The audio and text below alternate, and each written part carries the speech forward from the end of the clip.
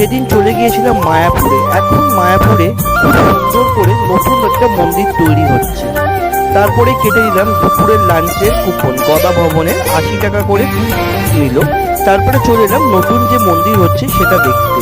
এটা এশিয়ার সব থেকে বড় হিন্দু মন্দির হতে চলেছে। অসাধারণভাবে তৈরি হচ্ছে এটা, খুব ভালো লাগলো। বর্তমানে এই মন্দিরেই রয়েছে রাধা কৃষ্ণের বিগ্রহ, পরে নতুন মন্দিরে তা স্থাপন করা হবে। তারপরে দুপুরে খাবার খেতে চলে গেলাম। ভাত, ডাল, সবজি, বেগুনি, রুটি, পায়েস সহযোগে দুপুরের খাবার খেলাম। তারপরে চলে গেলাম মায়াপুরের গোশালা দর্শন। মায়াপুরের গোশালাতে প্রচুর গোমাতা রয়েছে, গোদানেরও এখানে সিস্টেম রয়েছে, খুবই সুন্দরভাবে সাজানো। তারপরে চলে গেলাম গৌরাঙ্গ কুটিরে, যেখানে আমরা ছিলাম। সেখানে 4 জন 100 টাকার বিনিময়ে থাকতে পারবে। কেমন লাগলো বন্ধুরা জানিয়ে দেবে।